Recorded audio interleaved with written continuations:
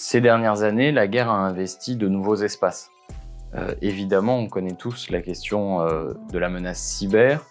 Il y a maintenant trois nouveaux terrains de conflictualité en particulier. La cybersécurité, les fonds marins et puis l'espace. Depuis quelques années, en réalité, on sait qu'il y a des recherches qui sont menées pour agir au fond des mers et puis pour détourner les satellites de leur usage premier qui est en général civil. L'espace, c'est quelque chose dans lequel la France excelle, mais qui est soumis à de nouveaux enjeux, notamment la rivalité entre les États-Unis, la Chine, mais pas que, on l'a vu également avec la Russie, et également celle d'intérêts privés. Je pense aux méga constellations de Jeff Bezos ou d'Elon Musk, dont on entend souvent parler, qui depuis 2015 et le Space Act ont le droit de pouvoir s'approprier et de prétendre à exploiter un certain nombre de ressources spatiales.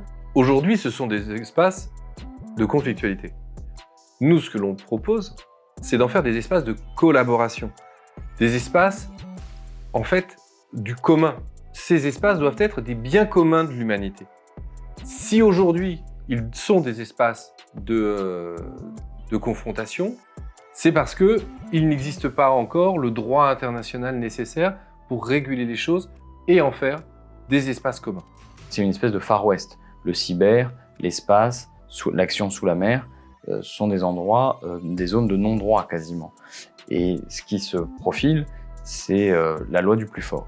Donc, dans un premier temps, il faut s'assurer pour la France d'une capacité à agir, y compris dans ces espaces-là, et de ne pas subir la loi du plus fort. La France doit donc mener une politique forte, exigeante, au niveau des Nations Unies, pour aboutir à ces textes internationaux qui font aujourd'hui défaut.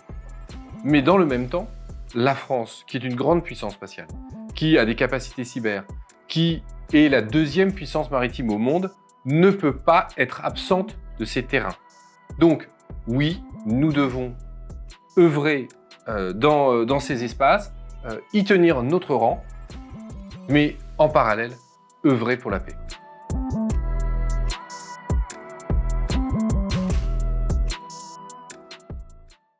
Chaque espace a ses propres défis, ses propres contraintes, mais également ses propres opportunités.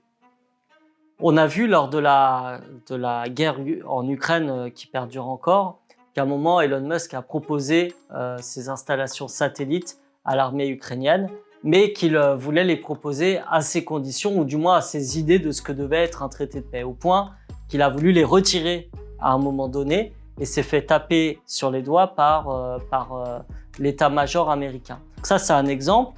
Puis on en a un autre, c'est que de plus en plus de méga constellations existent avec la question des débris spatiaux qui vont s'accumuler. Plus il y aura de satellites, plus il y aura de risques aussi d'impact et plus il y aura de dangers pour nos outils, nos satellites à nous, qu'ils soient militaires ou civils ou qu'ils accomplissent les deux fonctions. Donc on voit que c'est des enjeux sur lesquels il convient de réfléchir, d'ailleurs tout le monde le fait, mais il conviendrait qu'il y ait un accord international sur la question certainement. Immensément fragile parce que à être utilisé sans véritable règle internationale, eh bien, il est aujourd'hui pollué, très fortement pollué, et il existe en orbite des milliers de micro-fragments de détritus de l'espace, en fait, issus de satellites qui ont explosé, issus de satellites usagés, issus des multiples lancements. Chaque débris est une catastrophe potentielle. À la vitesse à laquelle il se déplace, le moindre débris de 1 cm, s'il percute un objet, peut produire une réaction en chaîne qui détruirait la totalité des satellites, qui détruirait en fait toute notre capacité à utiliser l'espace, à l'explorer. Il est donc impératif aujourd'hui d'œuvrer de manière internationale à la dépollution de ces espaces, à la régulation, pour s'assurer que l'espace demeure un bien commun, un bien accessible à tous, utile pour tout le monde. On voit que l'accès à l'espace en termes de souveraineté est important pour de nombreux pays et surtout qu'il risque de renforcer une fracture entre ce qu'on appelle les pays occidentaux et puis les pays du Sud. Parce que si vous n'avez pas un accès souverain à l'espace, alors vous n'avez pas accès, par exemple, directement à vos moyens de télécommunication, de localisation, et vous êtes obligé de faire appel à d'autres puissances qui, elles, l'ont. L'Afrique, aujourd'hui, est totalement absente de l'espace. Et c'est pourtant dans l'espace que la question du XXIe siècle va se jouer. Il est donc indispensable aujourd'hui d'offrir aux pays africains les moyens d'accéder à l'espace. Dans le programme de l'avenir en commun, et avec Jean-Luc Mélenchon, on avait cette idée dans l'optique d'une coopération internationale qui soit gagnante-gagnante, de faire une université francophone du spatial, permettant à des jeunes des pays notamment africains de pouvoir avoir accès à des études spatiales, de monter en compétences pour que leur pays monte aussi en compétences, et puis qu'il y ait des partenariats privilégiés entre la France et ces pays-là pour mutualiser les connaissances. On connaît tous l'existence de sous-marins ou des sous-marins nucléaires. On comprend que c'est un espace très privilégié ou très spécifique pour la défense française. Aujourd'hui, ce qui garantit que la dissuasion nucléaire est crédible, c'est que elle est portée par des sous-marins qui ne peuvent pas être identifiés au fond de la mer. On ne sait pas les localiser, et lorsque, d'une certaine façon, le coup part, il est trop tard pour la cible de ces éventuelles frappes nucléaires. Ce qui, évidemment, crée un sentiment de dissuasion ou maintient la dissuasion. Donc il y a un enjeu très spécifique à s'assurer que le fond de la mer ne devienne pas une espèce d'autoroute où n'importe quel type d'objet peut circuler, n'importe quel type de drone, etc. C'est la raison pour laquelle il y a aussi une espèce de secret sur ces sujets-là. En tout cas, il faut quand même constater que désormais, il est relativement facile et peu coûteux pour un État d'avoir une présence au fond de la mer entre moins 300, moins 600 et peut-être même jusqu'à moins 6000 mètres. Mais on comprend bien qu'il y a un enjeu particulier parce que du jour au lendemain, il se pourrait que certains États se lancent dans des actions de sabotage. Il y a déjà eu le cas de Nord Stream. Alors, Nord Stream, c'est beaucoup moins profond que 6000 mètres, c'est quelques dizaines de mètres seulement de profondeur. Ce sont des vulnérabilités. Mais il y a aussi la possibilité d'imaginer que dans un futur plus ou moins lointain, on ait toute une série de petits drones qui déambulent, qui viennent espionner ou essayer de poser des sondes sur les câbles sous-marins pour essayer de contrôler le passage des informations. On peut imaginer que certains de ces drones gagnent en autonomie d'une telle façon qu'ils puissent se relayer les uns les autres, agir en essaim, un peu comme ce qui se fait dans le domaine aujourd'hui aérien, et que d'une certaine façon, il y a une forme d'autoroute qui se crée sous les mers et qui rende l'action de nos propres sous-marins nucléaires lanceurs d'engins, donc qui portent la dissuasion nucléaire, qui est beaucoup plus compliquée qu'il ne l'est aujourd'hui. Donc c'est une réalité à surveiller comme le lait sur le feu. Dans les fonds marins, pas à des profondeurs extrêmes, il y a sans doute des perspectives pour de la production d'énergie, ça c'est certain, dans les prochaines années, alors que ce soit des parcs éoliens offshore, que ce soit d'autres types de production d'énergie. Et là, évidemment, si on a des espaces de production d'énergie, ça veut dire qu'on a des vulnérabilités possibles, parce que les États vont être dépendants de ces ressources en énergie.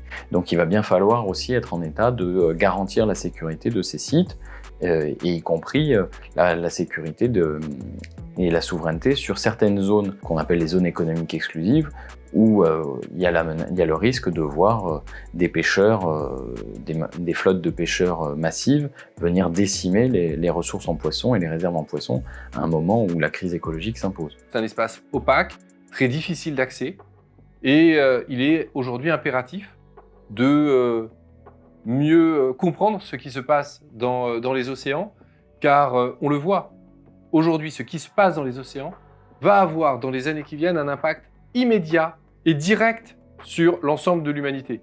Aujourd'hui, les grands courants marins sont en train de basculer à cause du réchauffement des océans, à cause de la fonte des pôles. Et donc, c'est l'ensemble du climat de la planète qui peut s'en trouver bouleversé encore plus rapidement qu'il n'était anticipé dans les travaux les plus alarmistes du GIEC. Il est donc indispensable aujourd'hui de savoir ce qui se passe dans les océans. Il est indispensable de pouvoir s'y projeter. Évidemment, dans un domaine plus militaire, de pouvoir y agir. Et donc, l'espace Les fonds marins, ce sont des espaces où la coopération humaine doit perdurer. D'ailleurs, l'espace est le seul domaine dans lequel la coopération perdure entre les nations, même lorsqu'il y a la guerre. Dans le domaine de l'informatique et du cyber, je parlais du manque de vision ou de planification. Aujourd'hui, il faut savoir par exemple que l'une des entreprises les plus importantes du domaine, Atos, est sous la menace de rachat par des entreprises étrangères. Et même si le gouvernement dit qu'il est préoccupé ou qu'il est vigilant sur ce sujet-là, il ne nous a pas expliqué comment il avait l'intention d'éviter le pire, parce que précisément dans les mois qui ont passé, on a plusieurs cas d'entreprises qui ont été rachetées. Et en particulier en ce qui concerne Atos, il y a une branche d'Atos qui est spécialiste de ce qu'on appelle le calcul de haute performance, c'est-à-dire des hypercalculateurs qui traitent des quantités astronomiques de données. Mais en tout cas, c'est symptomatique d'une absence de vision et de planification globale. De la même façon, dans le domaine spatial, on a bien vu qu'il y avait des défauts dans la cuirasse parce que la première version du projet entérinait certaines pertes de compétences ou en tout cas ce qu'on appelle des trous capacitaires. En gros, il y a des choses qu'on n'allait plus savoir faire dans les prochaines années ou pour lesquelles on aurait des besoins et il a fallu qu'on dépose des amendements spécifiques, notamment pour s'assurer qu'il y aurait bien un satellite de communication qui serait envoyé dans les prochaines années parce que si nous ne l'avions pas fait, probablement que ça serait passé sous les radars. Or là, le ministère qui était en négociation avec les industriels nous a expliqué « Non, vous inquiétez pas, c'est sécurisé ». Et in fine, on a obtenu le maintien de ces capacités qui auraient pu disparaître si on n'avait pas été vigilant. Et là, nous sommes dans un véritable Far West. Un véritable Far West parce qu'il n'existe aucun droit international du cyber. Et il est indispensable aujourd'hui de mettre en place un traité international du cyber. On ne peut pas continuer comme ça à tout permettre et à tout autoriser.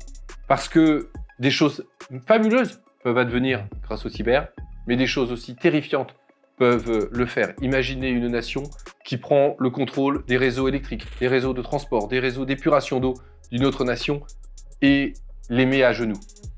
Là aussi, peut-être existe potentiellement une dissuasion cyber. Et il n'est pas possible que la France ne soit pas aux avant-postes sur ces questions, car ceux qui savent faire sont aussi ceux qui savent résister lorsque de telles opérations peuvent advenir. Donc la France doit être une grande nation du cyber pour pouvoir justement contribuer à sa régulation et à sa régulation dans un cadre international.